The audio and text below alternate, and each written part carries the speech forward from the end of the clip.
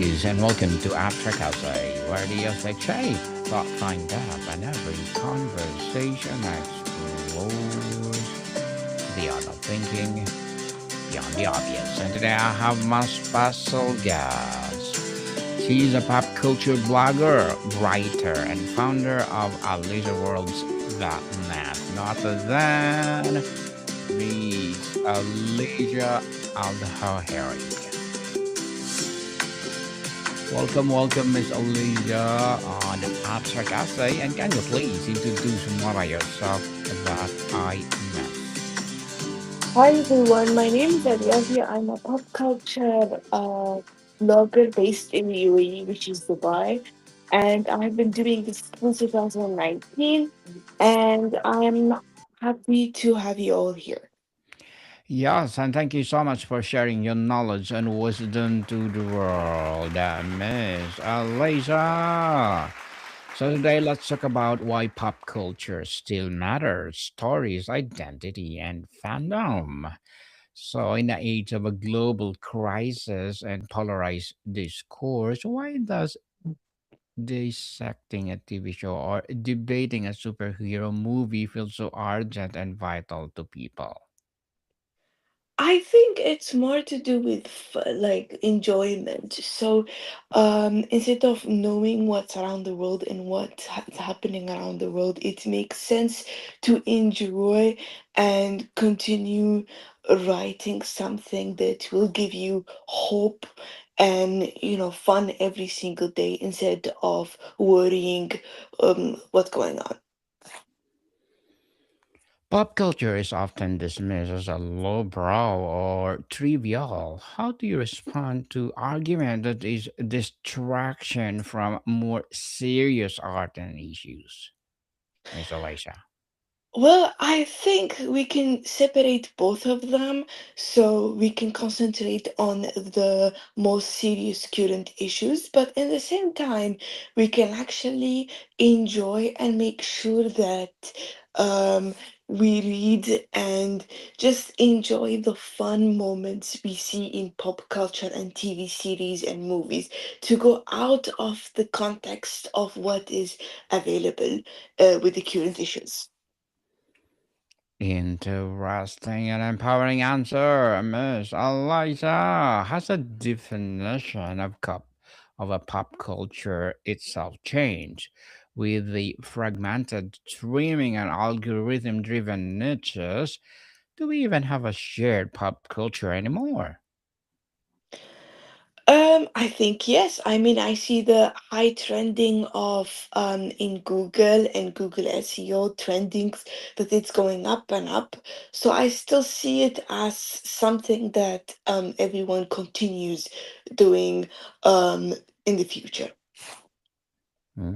Yes, people is still.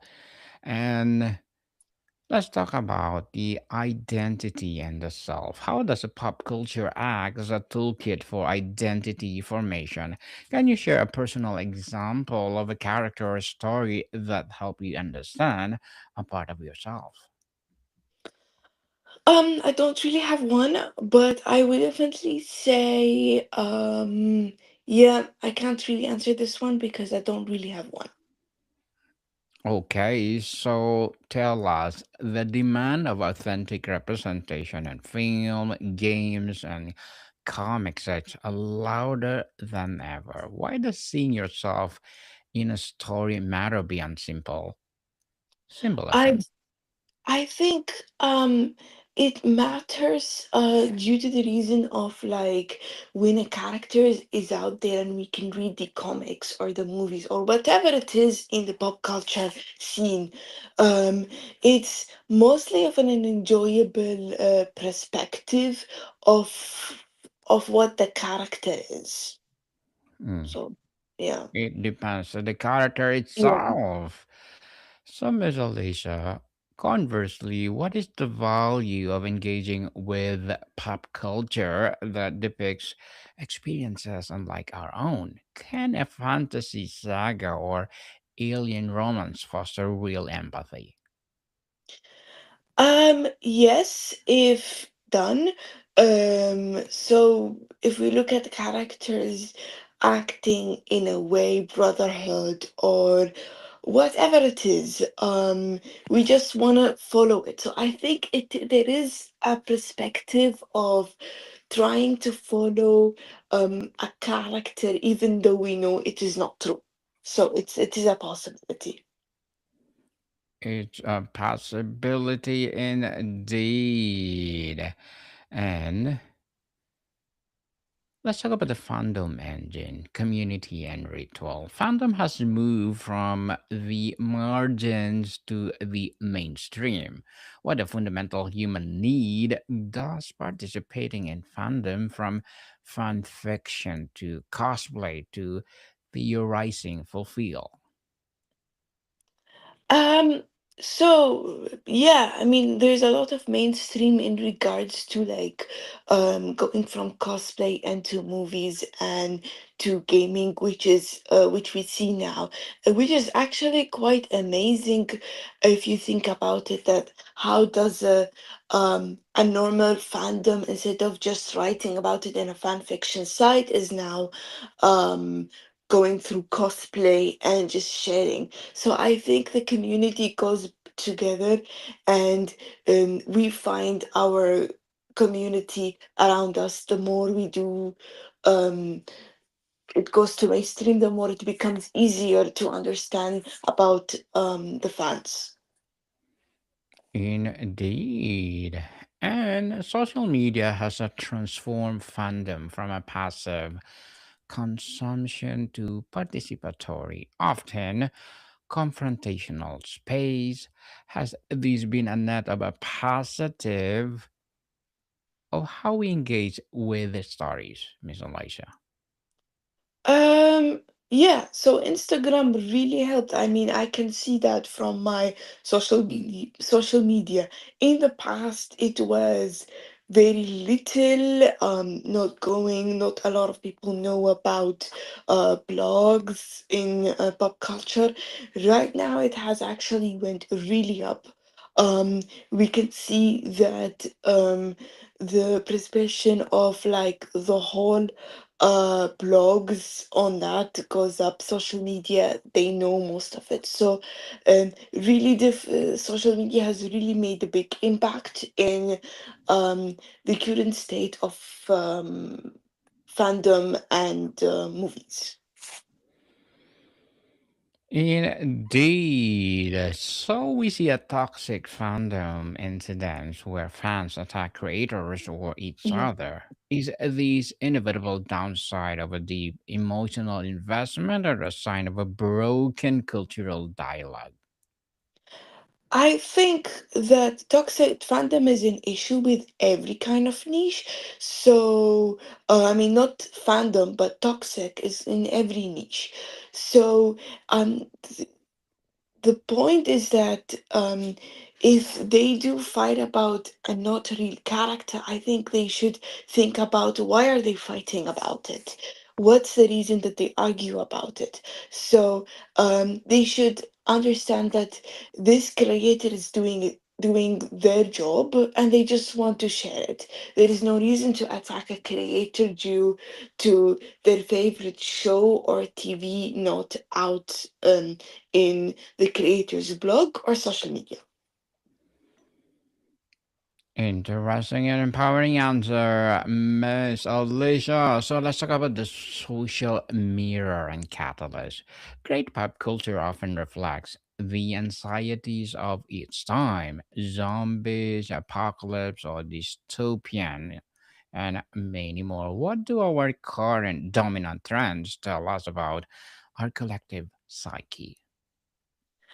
Um, I think it says a lot about what we feel, including some movies like the Superman, which makes us feel like the difference of we want to predict the hope and the future with what is going on. So, Superman is one of the biggest examples, and I just think that every time there is a movie, we see a big difference or a pretty big, like a way of showing it on the future. So that's what I think. Can pop culture actually change society, or it doesn't merely reflect shifts that are already happening? Can you think of a story that demonstrably move the needle on a social issue? Not really, no. Hmm. So, do you have an example for that, Miss I Alicia? don't think I do have an example for that. So let's say, how does the modern reboot or revival culture, where we constantly revisit old stories, affect our Mhm. relationship with nostalgia and our ability to create a new cultural myth? I think, yeah, so we see a lot of that definitely about definitely changes on modern aspects of shows. So there's a lot of changes in whatever happens on the current situation. The shows and movies just do them. It's like it's always like this. That's what I always noticed, and it's good to have this. And there are a lot of changes comparating to what's going on in the shows and the movies. So yeah. So, Ms. Elisha, let's talk about the ownership, creation, and the future. With the rise of fan fiction, edits, and memes, audiences are no longer just consumers but active co creators. Does Mhm, this challenge the traditional authority of the author or studio? mhm. I definitely, yeah, I can see that happening, and authors, it's sad that sometimes we see that creators are not taking or authors are not taking their original edit, but it is not fair on the author or the creator that worked really hard on this. But we do see this with AI and other current situations that has been happening that removes the one who worked so hard for something to be degraded down into nothing. So yeah. Algorithms now dictate what we see and shape pop culture trends. How is the data driven curation changing the kind of stories that get told and how we discover them? um yeah, the Google Trends or any trends across social media, depending on what is available. And I think it's very difficult to find because sometimes creators that are just started are having so much difficulty to get into social media due to the trends. So the only way to do this is that um to find trending through pushing narratives and stories and making sure that we all know how to find the specific keyword on social media. So hopefully it works. As genres like K pop, anime, and Nollywood achieve massive global reach, how is a Mhm. pop culture challenging Western centric narratives and fostering a new kind of a global dialogue? Yes, so K drama is very popular right now, and all these other popular movies. Um, I think it's different. Every generations we see different. So in the early 20s we see superstars that came out from the US, but the K drama is now popular, so we have to follow the trend of what is available right now. So if it's K drama, then we just enjoy watch K drama. There's nothing else to do other than pushing perspective of promoting the current movies. Yes, definitely. And let's talk about the personal and provocative. If you had to pinpoint one piece of a pop culture from the last decade that will be seen as a definitive of our era 50 years from now, what would it be and why?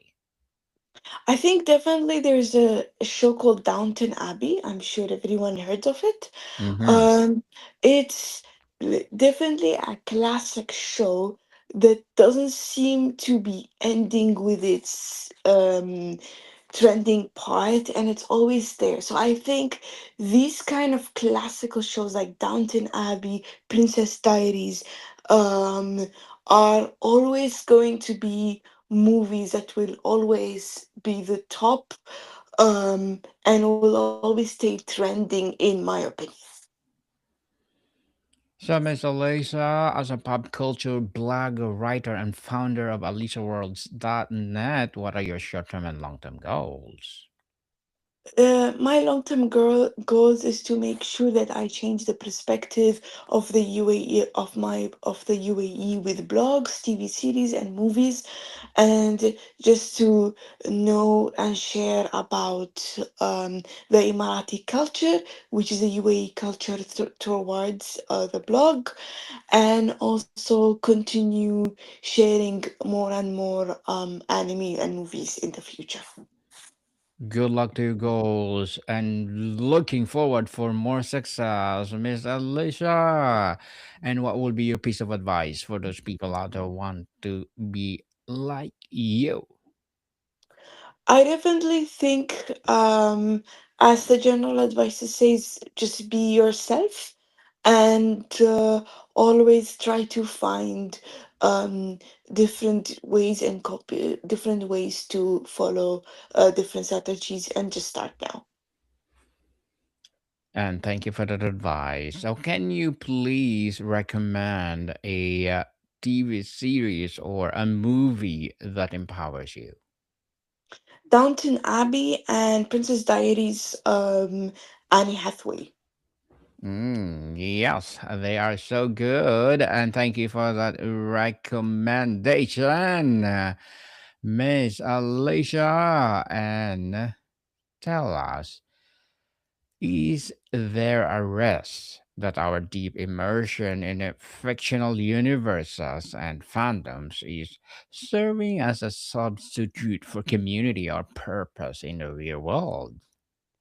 Yes, I do think that. I think that most of the time we see these shows and we just think that, we want to copy what it is because the emotions are high on these shows. So we definitely need to go out on the real world and find an opportunity not just to be stuck and watching shows all day and use the emotions to find other ways. So, what is the widely beloved or popular piece of a pop culture that you think is profoundly bad for us and why? Let me think. I think I would definitely think, I mean, there's nothing on top of my mind now, but I would say sometimes Marvel movies, if not checked, if you just keep checking a lot on it, or horror shows are very bad for the perspective of the brain and the health. For a parent or mentor in a saturated media landscape, what is a more valuable skill? Teaching how to critically engage with pop culture or teaching what to avoid? I think both. So you have to teach how pop culture critic is and how to choose the shows and the movies and the TV series. And at the same time, you need to also do avoiding of how which one is the best and which one is not.